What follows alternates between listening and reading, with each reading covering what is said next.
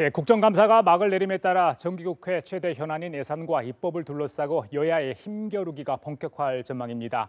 한편 박근혜 정부 국가정보원의 특수활동비 상납에 대한 검찰 수사가 확대되면서 국정원발 대형 게이트로 비화될 조짐마저 보이고 있습니다.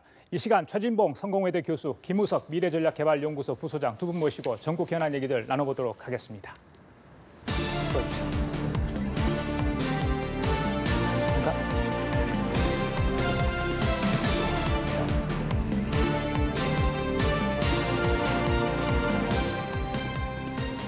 예, 뉴스 1번지 오늘 대담은 어제 대통령 시정연설 얘기 잠깐 짚고 넘어가도록 하겠습니다.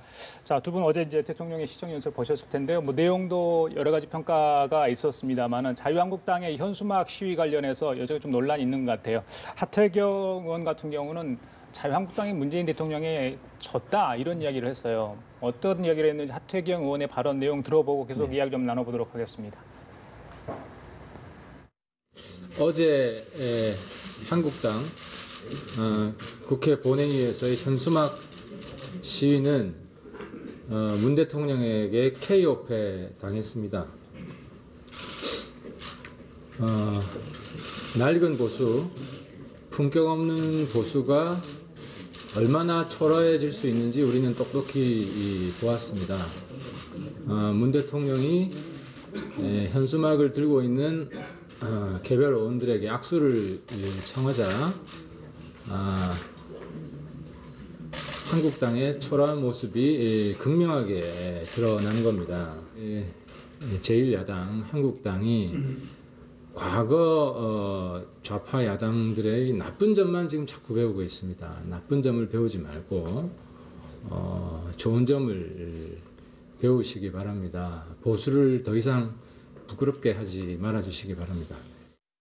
자, 최 교수님, 짧은 코멘트가 좀 필요할 것 같습니다. 예, 아마 이제 하태경 의원은 그렇게 얘기하는 것 같습니다. 아무튼 뭐 비판할 수 있고 정부에 대해서 잘못된 부분에서 충분히 비판할 수 있지만 현수막까지 들면서 대통령의 시정 연설을 그런 형식으로 받아들이는 것은 별로 바람직하지 않다. 거기에 대해서 대통령도 직접 찾아가서 현수막을 들고 있는 의원들에게 악수까지 청했지 않습니까? 그런 모습을 보면 어찌 보면 비교가 되는 거 아니겠습니까? 문재인 대통령은 조금 더 여유로운 모습으로 포용하는 모습을 보여준 반면 자유한국당 입장에서는 대통령에 대해서 너무 날선 모습을 보여줘서 그거 자체가 국민들한테는 오히려 포용적인 모습을 보여준 문재인 대통령에게 더 많은 점수를 줄 것이다 라는 판단에서 아마 저런 발언을 한 것 같습니다. 알겠습니다. 자, 부사님. 예.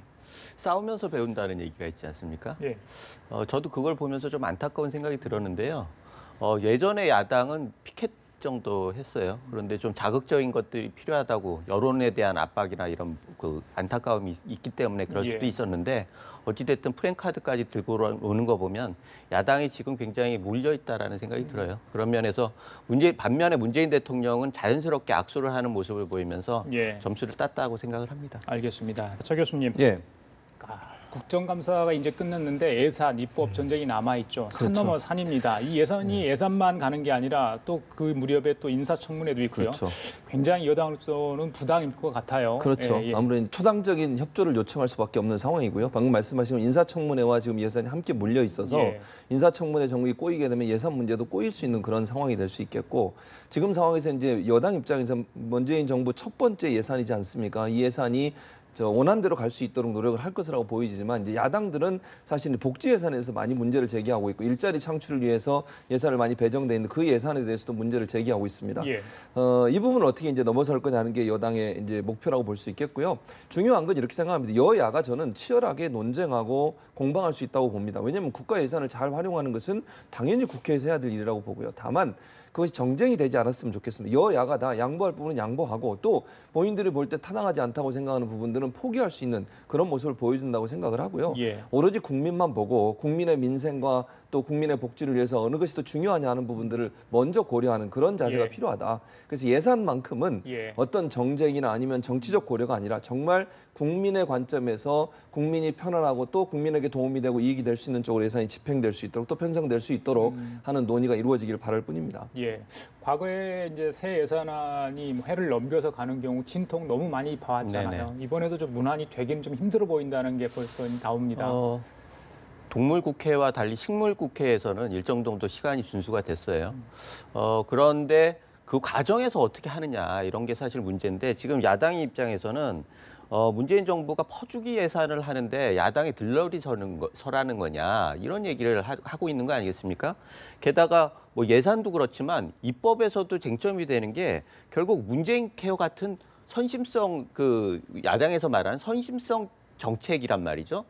이런 것들을 국민 세금을 가지고 선심을 쓰는 데 있어서 야당에서 들러리만 설 수 있느냐라고 얘기하는 건 일정 정도 근거가 있는 얘기예요. 예. 사실 이건 국가 경쟁력이나 재정의 문제에 대해서 짚고 넘어갈 부분이 있는 거고요. 또 하나는 협상에서 협치를 해야 한다라고 하는데 지금 문재인 정부의 야당 입장에서는 문재인 정부에서 전혀 그런 노력을 안 하고 있거든요.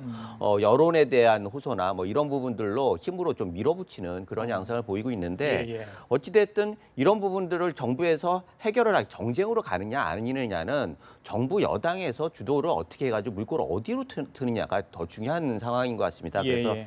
일정한 양보안을 가지고 접근하는 게 좋을 것 같은데 역시 양보하는 거는 뭐 방송법이나 뭐 홍종학 그 후보자 카드나 뭐 이런 것들이 되겠죠. 게다가 뭐 오늘 조국 수석이 출두를 안 했다라고 하는 거 보면 그런 것도 야당을 좀 자극할 부분이 있는 거예요. 청와대에 있는 사람들이 대부분 안 나왔기 때문에 그런 것들에 대해서 일정 정도의 성의를 보이는 게 대화를 하고 협치를 시작하는 입구가 되지 않겠느냐 이런 예. 생각에서 조금 안타까움도 있고 그래서 지금 잘 되기를 바랄 뿐입니다. 지금 어떠세요? 좀 협치 노력이 좀 부족한 것 같다 이런 지적을 하셨거든요. 저는 뭐 그렇게 생각해요. 그러니까 민주당 입장에서 협치하려고 노력할 거라고 저는 보거든요. 왜냐하면 예산안 통과를 위해서 야당의 협조가 반드시 필요합니다. 그래서 지금 김은석 부지사님 말씀하신 것처럼 일정 부분 협치가 필요한 부분이 있다고 하면 협치를 해야 되는 거고 다만 이제 민주당 입장에서는 그러니까 협치를 하는데 필요한 부분을 양보할 부분이 있고 양보할 수 없는 부분이 있지 않겠습니까? 예, 예. 그 부분을 잘 고려한다고 생각을 하고요. 예. 이 꼬인 정국이 풀려야만 사실은 문재인 정부가 힘있게 하려고 하는 어떤 정책들을 추진해 나갈 수 있기 때문에 제가 볼 땐 여당 입장에서는 일정 부분 협치하는 노력을 할 것으로 보여지고 예. 예산안 같은 경우는 아까도 제가 언급해 드렸지만 사실 여야 다 마찬가지입니다. 여도 그렇고 야도 그렇고 야당도 이걸 정쟁의 대상으로 삼으면 안 된다는 거죠. 제 말은 예. 그게 제일 중요하다고 보고요. 왜냐하면 이걸 가지고 다른 걸 얻어내기 위해서 예산안을 활용하게 되면 그 자체가 국민들한테는 상당히 좀 불만 요소가 되지 않겠습니까? 예. 그런 부분이 아니라 정말 국민을 위해서 어떤 방식으로 하는 게 좋을지에 대해서 고민하는 그런 예산이 됐으면 좋겠고 한 가지 더 말씀을 드리면 늘 국회에서 문제가 선심성 예산이에요. 자기 지역구나 국회의원 개인의 어떤 이익을 위해서 선수 높은 분들이 선심성 예산을 자꾸 집어넣거나 빼내거나 이런 행위가 이번에는 예. 정말 없었으면 좋겠다는 생각이 듭니다. 알겠습니다. 그런 부분도 좀 적폐가 아닌가 싶어요. 예, 알겠습니다. 자, 그런데 이 입법 예산 전쟁의 와중에 자유한국당은 당내 문제로 좀 복잡하죠. 다음 대담의 키워드를 저희들이 이걸로 정해봤는데요. 키워드 보시고 계속 이야기 나누겠습니다. 키워드 주세요. 자, 박근혜 전 대통령이 자유한국당 윤리위원회 탈당 권유 결정에 이의를 제기할 수 있는 시한 뭐 다 됐죠. 내일 최고위원회는 아마 열릴 것 같습니다. 홍준표 대표의 뜻이 강경한 것 같은데요. 과연 어떻게 결론이 날까? 어떻게 예상하세요? 지금 사실은 예상하기가 좀 힘든 상황이라고 저는 보여지고요. 홍준표 대표 입장에서는 사실 표결에 가지 않고 보고 형식으로 끝냈으면 하는 의지가 있는 것 같아요. 뭐 이제 물론 논란이 있습니다. 당헌 당규상 이게 표결을 꼭 붙여야 되는 문제냐. 근데 정우택 원내대표는 표결을 반드시 해야 된다고 주장을 하고 있고 홍준표 대표는 표결까지 가지 않고 보고 형식으로 끝낼 수 있다라고 지금 주장하고 있는 상황이어서 최고에서 일정 부분 충돌이 있을 가능성이 있다고 보여집니다. 그리고 이제 최고위원들 9명의 어떤 면면을 보면 제가 볼 때 지금 당장 어떤 형태로 결론이 날 거라고 확정하기 어려운 상황이에요. 예. 그러니까 2명 정도가 이제 캐스팅 보트 역할을 할 것 같은데 예. 그런 상황이라면 내린 최고위원회에서 아마 1차적으로는 표결에 붙일 거냐 말 거냐라고 충돌할 가능성이 있고요. 이제 친박이 어느 정도까지 영향력을 행사해서 최고위원 친박 성향의 그 최고위원들이 이 부분을 강하게 주장해서 표결에 갔을 경우 만약에 표결에서 부결이 돼버리면 홍준표 예. 대표 입장에서는 엄청난 타격을 받게 되고 또 김무성 전 대표, 김무성 의원 같은 경우도 이제 일단 돌아오는 부분에 있어서 브레이크가 걸릴 가능성이 있는데 물론 저는 그럼에도 불구하고 김무성 전 대표는 예. 탈당해서 올 거라고 봅니다만 그래요? 그 숫자라든지 아니면 예. 규모라든지 이런 부분에 영향을 미칠 가능성이 있어서 내일 최고위원회가 상당히 큰 분수령이 될 거라는 생각이 듭니다. 알겠습니다. 지금 바른정당도 예의주시하고 있는 상황 아니겠습니까? 일단 정우택 원내대표 얘기 듣고 계속 이야기 나눠보도록 하죠. 예. 홍 대표가 제가 알기로는 이제 오늘 재선 3선 의원 만나니까 그 판단을 해서 다 만난 뒤에 최고 회의는 뭐 열리겠지만 그런 것을 처리할지 여부는 이제 홍 대표가 안건을 올리느냐 안 안 올리느냐 이 문제에 달려 있기 때문에 당 대표도 판단을 할 거 아닙니까? 이것을 소위 말해서 밀어붙이기를 할 건지 조금 더 어떤 그 과정을 거쳐야 될지 아니면 어떤 다른 정책 판단을 해야 될지 지금 제가 말한 당 대표가 정치력이나 지도력을 발휘해야 된다는 그러한 그 일련의 과정에 오늘 또 어저께 이렇게 초선부터 재선 3선을 만나는 것이 저는 그것이 정치력을 지금 발휘하는 수 있는 그런 과정을 밟고 있다. 그래서 저는 좋은 시각으로 보고 있습니다. 그래서 예, 자 부소님 방금 정우택 원내대표 이야기한 것처럼 홍준 대표가 어제 오늘 초선, 재선, 뭐 3선 계속해서 만찬, 오찬 이렇게 지금 하고 있거든요. 네. 내일 최고위원회 어떤 그런 문제점, 그러니까 확 뭔가 터질 수 있는 부분을 미연에 좀 막아보려는 노력들이 좀 보여지는데 자, 부소님 생각은 어떠신가요? 어떤 예상을 하세요? 일단 홍 대표 입장에서는 내부의 반발을 극복해야 하는 거고 또 외부의 바른정당에서의 압박도 좀 신경을 안 쓸 수 없는 그런 상황인 것 같아요. 그래서 지금 그 안에서 묘수 찾기에 들어간 것 같은데 결국은 이게 정치 생명을 건 묘수 찾기 아니겠습니까? 그래서 지금 오늘하고 내일 사이에 굉장히 고민이 많으실 것 같은데 어찌됐든 여기에서 두 가지예요. 하나는 이걸 안건을 문제를 안건을 올릴 것이냐 안 올릴 것이냐 이건 홍 대표의 판단이거든요. 그런데 아까 그 나온 거 보면은 올리겠다. 그건 변함없이 진행한다. 이렇게 예. 얘기를 했던 거고요. 그다음에는 의결할 것이냐 보고만 할 것이냐 이 문제입니다. 사실 이 부분에 대해서도 여러 가지 논란들이 있어요. 그러나 확실한 거는 당원 당규의 해석권은 최고위원회에서 가지고 있다라는 거죠. 개인이 판단할 수 있는 게 아니에요. 그렇다고 하면은 어차피 내일 최고위원회 열었다고 하면 먼저 이거를 안건으로 올려서 의결할지 말지를 결정하게 될 겁니다. 그리고 그렇게 된 다음에는 결국은 박 대통령을 내보낼 것이냐 말 것이냐를 또 결정을 하겠죠.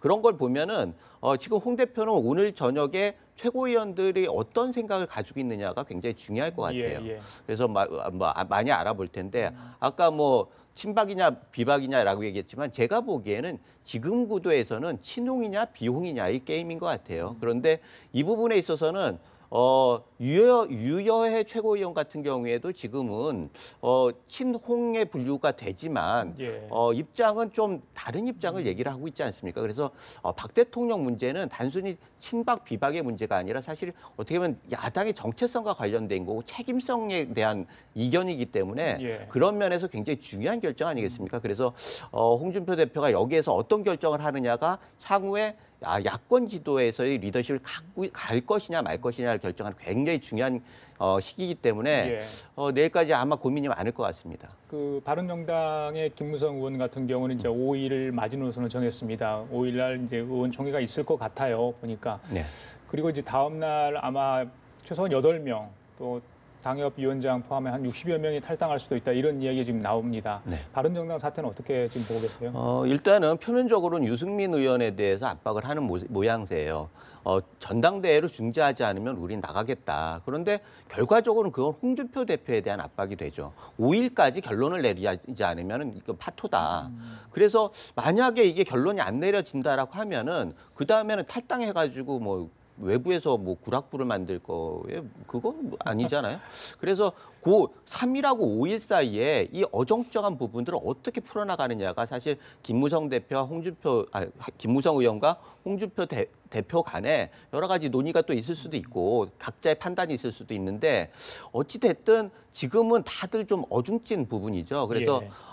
그런데 본질적으로는 이게 통합이라고 하는 말도 좀 그래요. 통합이라기보다는 개별적인 흡수라고 보는 게 맞을 것 같아요. 지금은 그 혁신에서 얘기했잖아요. 소통합, 중통합, 대통합. 그래서 이 지금의 흡수 통합을 반대하는 사람들은 대통합을 해야 한다. 예. 유승민도 들어오고 조원진도 들어오고 해야지 대통합을 해야지 말한 대로 야권 보수 진영이 뭉치는 거 아니냐. 거기에 대해서 노력을 해야 한다라고 하는 얘기를 하는 거고 지금 흡수를 얘기하는 건 소통합을 얘기하는 겁니다. 소통합은 어떻게 보면 당권 투쟁과 비슷한 개념이에요. 그래서 이런 차이를 당원들과 국민들이 어떻게 받아들일 것이냐 예. 이런 부분들이 관건이 될 것 같습니다. 지금 김무성 의원의 얘기 중에 한국당이 지금 엄청 변하고 있다 이런 말을 했어요. 예. 자, 이거는 어떤 의미에서 이걸 했다고? 지금의 어떤 인적 청산 작업이 좀 잘 되고 있다 이렇게 평가를 하는 걸까요? 본인은 그렇게 평가하는 거죠. 왜냐하면 예. 명분 쌓기를 하는 겁니다. 예. 그러니까 김무성 전 대표 입장에서는 일단 들어가야 되는 상황이잖아요. 본인은 제가 볼 때 마음을 굳힌 것 같아요. 상황이 어떻게 되든 5일이 지나면 어떤 형태로든 출당을 해서 탈당을 해서 자유한국당에 다시 들어가는 수순을 밟을 걸로 저는 보여지는데 예. 그렇다면 명분이 있어야 되는 거 아니겠습니까? 국민들을 대상으로 해서 내가 왜 다시 바른정당을 나와서 자유한국당으로 돌아갈 수밖에 없는지 하는 명분을 얘기해야 될 텐데 그 명분이 지금 말씀하신 것처럼 자유한국당이 노력하고 있다 이겁니다. 예. 그러니까 친박 청산이 사실은 바른정당에 다시 나와 자유한국당에 들어가는 명분인데 그 명분이 지금 국민들이 볼 때는 사실 제대로 안 되고 있다고 보는 거지 않습니까? 예, 예. 지금 우리가 부장도 말씀하셨지만 여러 가지 논란이 있으면서 홍준표 대표가 지금 이걸 처리하는데 상당히 어려움을 겪고 있는 상황이니까 근데 명분이 없잖아요. 그러나 김무성 전 대표 입장은 그걸 명분으로 삼는 거죠. 지금 노력하고 있는 것 자체가 사실은 친박 청산의 한 방향이다. 예. 그러니까 저 정도로 노력하면 우리는 들어가도 된다라고 하는 예. 명분 쌓기인데 과연 그러면 김무성 의원이 저렇게 얘기하시는 것을 국민들이 그렇게 생각할까 예. 하는 부분은 또 다른 관점이라고 보여져서 저는 저렇게 예를 들면 완전히 박근혜 전 대통령 출당 문제나 아니면 서청원 최경환 의원의 이선 후퇴가 확정되지 않은 상태에서 들어가면 본인은 그게 명분이라고 생각해 들어갈 수 있지만 국민들 입장에서 상당히 의아해할 수 있는 그런 요소가 있다고 생각이 됩니다. 명분 얘기가 나와서 꼭 드리고 싶은 예, 예. 말은 지금은 사실 정권도 그렇고 다 과거지향적으로 논의를 진행시키고 있어요. 그런데 지금 통합 부분에 대해서도 미래지향적인 뭔가 목표를 같이 공유해가지고 가는 것들을 보여줄 필요가 있어요. 국민들은 미래지향적인 야당상을 보고 싶어 하거든요. 지금 거의 다 죽어가는 박근혜 정부에 대해서 이걸 못질을 하는 게 조건이 된다라고 하면은 그 자체가 얼마나 허무한 일입니까? 그래서 지금 결국은 홍 대표와 김무성 의원 간에 뭔가 접점이 있다라고 하면 그 접점에 대해서 국민들한테 동의를 구하고 예. 그런데 지금 가장 중요한 문제는 사실 지방선거를 앞두고 공천권 문제입니다. 홍준표 대표는 전략 공천을 하겠다고 공공연하게 얘기를 하고 있어요. 예. 그런데 김무성 대표와 박근혜 대통령하고 갈라선 이유가 상향식 공천을 하는 것을 당에서 추진하겠다라고 해가지고 결국 갈라선 거 아니겠습니까? 그런데 완전 극단적인 공천 제도를 주장하면서 지금 거기에 대해서는 아무 얘기도 안 나와 있어요. 지방선거를 앞두고 하는 통합이라고 하면 당연히 공천제도에 대한 같은 합일된 비전 같은 걸 보여줘야 예. 하는데 그렇게 완전히 다른 생각을 가지고 있으면서 이걸 합친다. 그렇다라고 하면 국민들, 당원들은 어떻게 생각할 것인가. 하여튼 그런 생각을 안 할 수가 없는 거고요. 그래서 어찌됐든 박근혜 대통령 문제는 뒤로 하고 미래지향적으로 같이 공유할 수 있는 가치를 뭔가를 얘기할 수 있어야 하는데 그게 예. 없다는 게 안타까운 거죠. 그래요, 알겠습니다. 잠시 주제를 좀 바꿔보겠습니다. 오는 8일 날 이제 유남석 헌법재판관 후보자 인사청문회 그리고 10일 날 홍종학 중소벤처기업부 장관 후보자 인사청문회가 있습니다. 특히 이제 홍종학 후보자의 경우에 여러 가지 의혹이 지금 많이 제기되고 있는 상황이죠. 운명의 시간이 점점 다가오고 있는데 박지원 의원이 또 이제 라디오 인터뷰에서 새로운 의혹을 제기를 했는데 일단 예. 박지원 의원이 어떤 얘기를 했는지 그 이야기를 듣고 계속 대답 나눠보도록 하겠습니다. 들어주시죠. 오늘 처음 얘기합니다. 좋아했고 저하고도 비교적 가까운 분인데 시민운동 학자로서 너무 표리가 부동해요. 그리고 그 부인이 또 문체부에 자기가 무슨 발레인가를 했대요. 자리를 내놔라 하고 굉장히 괴롭혔대요. 이런 것들이 건들이 있다. 예, 지금 이제 터져 나오는 것 같아요. 저는 문재인 대통령께서 이렇게 높은 지지도, 훌륭한 시정연설 이런 걸 했으면은 그렇게 문제가 있으면은 바로 설득을 해서 자기 자진 사퇴를 하든지 임명 취소를 해주는 것이 훨씬 더 좋은 대통령이지 안 되는 걸 밀어붙여가지고 틀림없이 저는 그럴 것 같아요. 청문회에서도 문제가 되면은 그대로 임명 강행해버리면은 오만으로 보이는 거예요. 예, 박지원 의원의 얘기 들었습니다. 제가 홍종욱 후보자의 대신해서 어떻게 좀 해명했는지 박지원 의원의 이야기에 대해서 오늘 홍 후보자 기자들과 만나서 이런 얘기를 했습니다. 박지원 의원이 왜 그런 말을 했는지 모르겠다. 문체부가 그런 일을 없다고 했다. 이런 얘기를 했고요. 기자들에게 지금까지 제기된 의혹들에 대해서는 왜곡 보도가 많아 걱정이다. 인사청문회에서 해명을 하겠다. 이런 얘기를 했습니다. 자, 뭐 여러 가지 의혹들이 제기되고 있는데 청문회 통과 걱정이 됩니다만. 그렇죠. 청문회에서 이제 야당이 공격을 강하게 할 것으로 보여지고 오늘 이제 박지원 의원의 한 얘기는 게 사실관계를 확인해 봐야 될 것 같아요. 뭐 박지원 의원이 일방적으로 얘기하신 내용이고 그게 사실인지 아닌지는 지금 확인이 안 된 상태이기 때문에 뭐가 맞다 틀리다 얘기하기 힘든 거고요. 그래서 박지원 지금 의원이 한 얘기는 왜 그런 얘기를 하셨는지 또 만약에 그게 사실 아니라고 하면 이제 그분도 사과하셔야 되는 상황이 될 것 같고요. 홍준화 후보자는 저는 그렇게 생각해요. 이 도덕적 윤리적인 문제 아니겠습니까? 사실 법적으로는 불법이 없는 부분이에요. 그런데 문제는 그렇다 하더라도 국민의 관점에서 보면 공직자가 이런 행동을 하는 것에 대해 특히 고위 공직자가 이런 행동을 하는 것에 대해서 지금의 국민의 눈높이에 맞지 않은 건 분명한 사실입니다. 그래서 저는 더불어민주당이나 아니면 홍준화 후보자가 너무 이거를 그냥 합법적이라는 문제로 밀어붙였을 때는 더 반발이 클 거라고 저는 생각이 들거든요.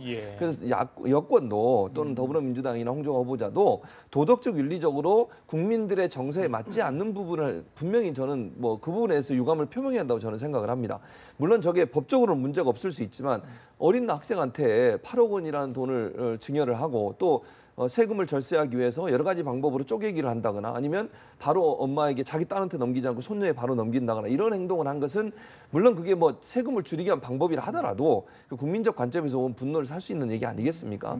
그리고 또 본인이 시민운동하면서 보여줬던 원래 발언이나 내용과 삶이 너무 다른 부분에서도 사실은 국민들은 여러 가지 불만이나 그런 의문을 제기하고 있는 상황이기 때문에 저는 홍준화 후보자가 이 부분에서 명확하게 사과할 필요가 있다는 생각이 들어요.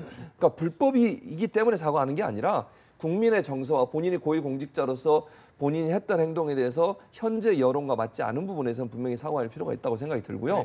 이제 그런 부분이 저는 정리가 되면 야당의 공격이 있더라도 제가 볼 때는 뭐 업무를 추진하는 문제나 아니면 그 중소기업 벤처 장관으로서의 업무 추진 능력 이런 부분은 제가 볼 때는 문제가 별로 없다고 생각이 들거든요. 그래서 도덕적이고 윤리적인 부분의 문제이기 때문에 그 부분은 본인이 정말 진심으로 사과하고 그러면 청문회에 좀 논란이 있더라도 통과가 될 가능성이 있지 않나 하는 생각은 듭니다. 알겠습니다. 지금까지 문재인 정부 출범 이후에 차관급 이상 7명이 낙마했습니다. 그런데 이제 그중에 상당수가 이 정의당의 데스노트에 이름이 올랐던 분들이 낙마를 했다. 그래서 이번에 홍준화 후보자는 과연 올랐나? 물론 노회찬 의원도 여러 가지 이야기를 했는데 글쎄요. 어떻게 예상을 하십니까? 일단은 그 정의당 입장에서는 인물 평가에 대해서는 노회찬 의원 얘기가 뭐 일단 방향을 잡아가는 것 같아요. 요는 반대할까 말까는 인물에 대한 평가보다는 구도의 문제가 될 수가 있기 때문에 지금 상황을 좀 보는 거겠죠. 지금 결국은 정의당의 데스노트도 있지만 국민의당의 캐스팅 보트라고 하는 부분들에 대해서 박지원 의원과 노회찬 의원의 이 반응이 공통점이 있어요. 이건 개인적으로는 굉장히 안타까운 일이고 밀어붙이면 정권에 타격이 있을 거다라고 하는 경고를 보내고 있는 거거든요. 그런데 청와대에서는 어제 그 일성으로 나올 게 상식적인 거다라고 하는데 국민들의 상식하고는 너무나 안 맞는 거죠. 그래서 지금 그 후보자 같은 경우에는 오해들이 굉장히 많다. 그래서 청문회에서 다 소명을 하겠다라고 얘기했는데 청문회가 10일이잖아요. 너무나 많이 남았어요. 그 중에 국민 정서가 이렇게 계속 나가고 새로운 일들이 계속 터진다라고 하면은 그건 해명해서 될 수 있는 일은 아닌 것 같습니다. 그래서 지금 같은 경우에는 사실 뭐 많은 그 선정적인 얘기들이 많이 나왔어요. 근데 뭐 내로남불의 결정체니 온갖 비난 표리부동이니 사입 언론 사설에는 사입이니 이런 얘기들이 계속 나오는데 후보자 입장에서는 이런 것들을 견뎌내는데 굉장히 큰 멘탈이 필요할 것 같은데 이런 멘탈을 가지고 좀 10일을 버티기는 그렇게 녹록하지 않은 것 같아요. 그래서 이 부분은 본인의 결단도 필요할 것 같고 그렇지 않다라고 하면 청와대에서도 처음으로 지명 취소를 검토할 상황이 올 수도 있다 이런 생각이 들고 이 부분에 대해서는 탈법이냐 불법이냐의 문제는 아까 최 교수님 말씀하셨지만 공인은 법의 잣대로 볼 수 있는 게 아니잖아요. 사인에 대해서야 누가 뭐라고 하겠습니까? 공인은 탈법이 불법보다 더 나쁠 수도 있어요. 왜냐하면 법적인 불비들을 이용해가지고 사익을 취한다라고 하는 그런 불신이 있다라고 하면 정권은 굉장히 위험해지거든요. 그런 면에서 공인이 가지고 있어야 할 장관으로서의 자질 이런 부분들에 대해서 심사숙고를 좀 했으면 좋겠다는 생각이 듭니다. 국민이 납득할 만한 답을 좀 준비를 해야 될 것 같습니다. 자, 다음 대담 이어가죠. 연일 신문지상의 이야기가 나오고 있는데요. 저희들이 키워드로 좀 준비를 해봤습니다. 키워드 보시겠습니다. 자, 박근혜 정부 시절 국가정보원의 청와대 뇌물 상납에 대한 검찰 수사가 확대되고 있습니다. 이재만 그리고 안봉근 전 비서관 영장 실질심사가 아마 이 시간에 좀 진행되고 있을 것 같은데요. 이르면 오늘 밤 늦게 아니면 내일 새벽쯤에 영장 실질심사 결과가 나올 것으로 보입니다. 자, 최 교수님. 예.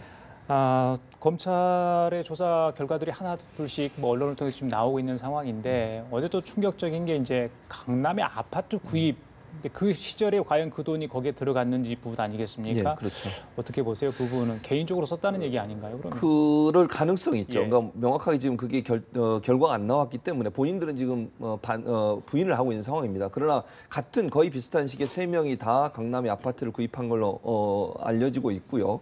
1914년도에 주로 아파트 구입을 했었죠. 근데 저게 지금 보통 한 2억 내지 3억 정도 다 올랐어요, 지금 현재.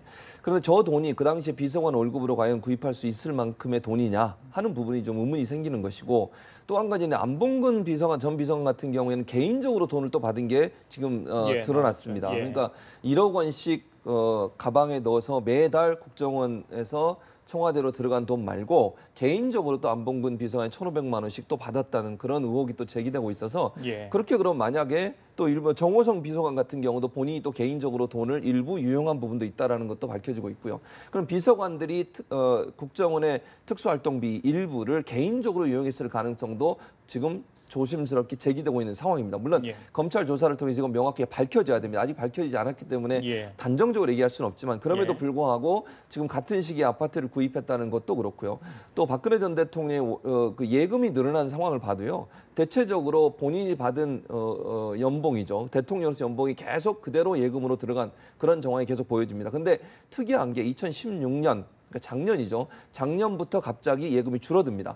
근데 2016년 7월에 안봉근 전 비서관이 국정원에 얘기해서 더 이상 돈을 보내지 말라라고 얘기를 합니다. 그렇죠. 왜냐하면 왜냐면 그 당시에 무슨 일이 있었냐면 K하고 미르스포츠재단에 대한 논란이 일기 시작했고 조사가 시작되는 시점이었어요. 그렇기 때문에 만약에 계속 돈을 받았을 때 문제가 될 것을 스스로 판단해서 더 이상 돈을 보내지 말라. 그 뒤부터 박근혜 전 대통령이 예금이 줄어들었다. 이것도 혹시 연관성이 있는지 없는지 예. 이 부분도 좀 고려해봐야 돼요. 그 말은 결국 이거 아니겠습니까? 예. 본인이 받은 월급은 그대로 예금으로 들어가고 나머지 돈 필요한 돈을 국정원에서 받은 돈에서 사용하지 않았을까 하는 그런 예. 의혹이 들고 있고요. 오늘 아침에 또 뭐가 하나 발견됐냐면 이재만 비서관이 그렇게 검찰에 진술을 했는데 진술 내용이 뭐냐면 모든 돈은 박근혜 전 대통령이 지시에 의해서 받았고 본인이 금고에 가지고 있다가 박근혜 전 대통령이 필요할 때 달라고 했을 때 올려 보냈다. 이렇게 증언을 했습니다. 박근혜 전 대통령 이름을 언급을 했습니다. 언급을 예, 했습니다. 예. 그랬기 때문에 박근혜 전 대통령이 국정원 특수활동비가 청와대로 흘러 들어온 걸 알고 있었고 그 돈을 본인이 필요할 때만 썼다고 하는 것이 증명이 된 상황이어서 박근혜 전 대통령과 국정원장이 그 전 국정원장들이 예. 돈이 건너간 모든 정황을 알고 있었고 그것이 소위 통치자금이라고 하는 비자금으로 활용됐을 가능성이 제기되고 있는 상황이라고 볼 수 있겠습니다. 자, 지금 조윤선, 현기환 전 정무수석 그리고 신동철 전 정무비서관에도 매달 수백만 원씩이 전달됐다. 자, 이 정도면 박근혜 정부 당시 국정원의 하나의 어떤 게이트나 스캔들로 좀 비화될 조짐도 있다. 이런 분석도 내놓던데 전반적으로 어떻게 보고 계십니까? 저는 사실은 아침에 이재만 전 비서관이 얘기했던 것들은 좀 충격을 받았어요. 박 대통령이 직접 알고 있었고 지시를 했다. 그건 뭐 그 자체로도 충격이지만 예. 문고리 3인방은 정말 충신이라고 박 대통령은 그렇죠. 믿었을 거예요. 예, 예. 그래서 비서실장도 일주일에 한 번 보고 뭐 이렇게 장관들도 거의 독대를 안 하고 이럼에도 불구하고 그 3명을 중심으로 해가지고 간접 통치를 한 거 아니겠습니까? 예. 그럼 완전히 믿었다는 얘기인데 그렇다고 하면 자기들이 빠져나가기 위해서 대통령을 끌어들이는 이런 모습을 예. 어떻게 판단을 해야 할지 이런 부분들도 좀 생각을 해봐야 할 것 같고요. 약간 배신이라고 보면 되나요? 내용을 확인해 봐야겠지만 그런 감정이 드는 건 사실이죠. 지금 여기서의 핵심은 이게 이 돈이 통치 자금이냐 아니면 뇌물이냐라고 하는 거 아니겠습니까? 통치 자금이었다라고 하면은 예. 그거는 과거 역대 정권에도 좌파 정권에서나 뭐 DJ 때나 뭐 이때도 계속 있었다는 얘기예요. 그거 야당에서도 그렇게 얘기를 하는 거고. 그런데 뇌물이라고 주장하는 사람들은 이거는 그런 통치 자금의 범위를 벗어났다라고 하는 얘기를 하고 싶은 거잖아요. 예. 그래서 사적 유용에 대해서 얘기도 하고 그런데 이 부분에 대해서는 별도의 1,500만 원을 받았다라는 거 보니까 그건 뇌물일 수도 있지만 예. 1억 자체는 성격이 좀 다를 수 있지 않냐 예. 이런 생각도 들어서 예. 이거는 실체적인 진실을 밝혀줘야 해요. 그거는 무슨 어떤 의미냐면 야당에서는 이거 정치 보복이기 때문에 수사하면 안 된다라고 얘기를 하지만 박 대통령 부정한 돈은 하나도 맞지 않았다. 예. 그럼 박 대통령은 무능과 부패 중에 부패를 용인하지 않고 무능을 인정하는 그런 쪽이란 말이죠. 그렇다고 하면 부패까지 했다라고 하면은 이건 모든 걸 잃는 거잖아요. 그러면 박 대통령의 명예를 지킬 수 있는 거는 결국 이걸 조사를 해서 이 진실을 밝히고 박 대통령의 말이 옳은지 아닌지 이것들을 확인하는 절차가 필요한 거예요. 그래서 이 부분에 대해서는 야권에서도 이걸 적극적으로 좀 얘기를 할 필요가 있어요. 이게 과연 3인방들이 개인적인 용도에서 받은 거냐, 이건 예. 통치 작업으로 쓰이는 거냐 이런 예. 부분들에 대해서도 국민들도 궁금해하는 거고 명백하게 밝힐 필요가 있다고 생각합니다. 두 전 비서관은 일단은 개인적으로 착복을 안 했다. 청와대 경비로 사용했다고 하는데 자, 청와대 수석들의 활동비 그렇게 턱없이 부족한가요? 어떻게 보십니까? 그렇진 않죠. 예. 청와대에도 특수활동비가 있지 않습니까? 예, 그러니까 예. 그 돈은 충분히 활용한데 이 돈은 제가 볼 때 지금 하나 흘러간 정황이 발견된 게 어디냐면 선거 때 여론조사 비용으로 5억이 들어갔다고 하는 내용이 있지 않습니까? 사실은 청와대에서 대구 경북 지역, TK 지역의 친박들 중에 예. 누가 당선 가능성이 높으냐를 미리 알아보게 4.13 총선을 앞두고서 여론조사를 했는데 청와대가 의뢰를 해서 그 여론조사 비용이 10억을 올 때 요구했는데 5억 정도로 계약을 한 것 같아요. 그 5억을 특수활동비로 청와대 특수활동비로 지급을 할 수가 없는 상황이니까 예. 국정원에서 온 돈은 사실 출처나 아니면 어디에 사용됐는지를 전혀 밝히지 않아도 되는 돈 아니겠습니까? 그 돈을 국정원으로부터 5억을 요청해서 받아서 그 돈으로 여론조사 회사에 돈을 지급한 걸로 이렇게 지금 조사가 된 상황입니다. 예. 그럼 이건 또 어떤 문제까지 발생할 수 있냐면 선거에 활용되는 자금으로 국정원의 특수활동비가 활용됐다라고 볼 수 있는 거죠. 예. 그러니까 국정원의 예산의 특수활동비는 국정원이 정말 국가 안보를 위해서 사용하라고 그렇죠. 특수활동비를 준 거 아니겠습니까? 그게 어떤 대통령의 통치 자금이나 아니면 대통령의 비자금으로 활용되고 또 이것이 선거에까지 영향을 미치는 선거 자금으로까지 활용됐다고 하면 논란이 더 확산될 수밖에 없는 상황이고요. 예. 국정원은 사실 국정원 내에 국정원 직원들이 하는 활동을 위해서 돈을 쓰라고 했는데 그 돈이 만약에 이런 식으로 활용이 됐다고 하면 이거는 불법적인 거 아니겠습니까?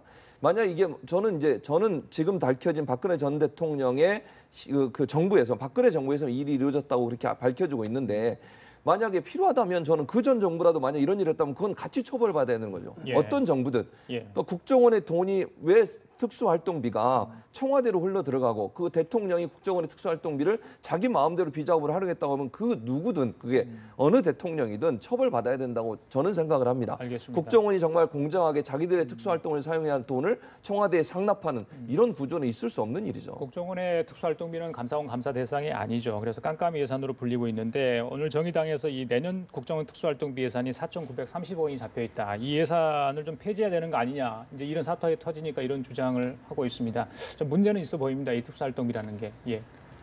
폐지는 국정원을 없앤다고 하는 얘기죠. 사실 국정원은 나름대로 자기 영역에 활동해야 할 부분이 있고 충분히 역할을 해온 부분들도 있어요. 그런데 이게 일부 그 몇천억 중에서 40억 정도가 넘어갔다고 해가지고 그 부분에 대해서 완전히 없애버려야 한다라고 하는 건 좀 지나치게 나간 측면이 있다 이런 생각이 들고 예. 아까 5억 말씀하셨는데 5억 저도 그 얘기를 듣고 좀 궁금했어요. 청와대에서 기본적으로 여론조사를 매주 합니다. 그리고 그게 그 업체들이 있어요. 그러면은 정기적으로 하는 거에 좀 부풀려가지고 비용을 지불하고 그렇게 해도 되지 않았을까 예. 그런 생각이 들고요. 예. 사실 뭐 왜 그런 생각을 예전에 정부 때에서도 여론조사는 계속 해왔어요. 예, 예. 그게 국정에 굉장히 중요하기 때문에 그렇죠. 하는 거란 말이죠. 그게 당연히 그렇게 해야 하는 거고 하는 건데 그렇다고 하면 왜 5억을 지불할 수가 없었을까라고 하는 의문이 남는 거고 예. 그래서 이런 부분들에 대해서는 실체적인 좀 진실이 밝혀져야겠다 이런 생각이 들고 실제로 이런 걸 보면은 이게 보고되지 않은 예산일 수도 있겠다라는 생각이 드는 거죠. 그래서 이 부분에 대해서는 좀 실체를 밝혔으면 좋겠습니다. 그래요. 알겠습니다. 자, 지금까지 최진병 성공회대 교수, 김우석 미래전략개발연구소 부소장과 함께 얘기 나눠봤습니다. 두 분 감사합니다. 예.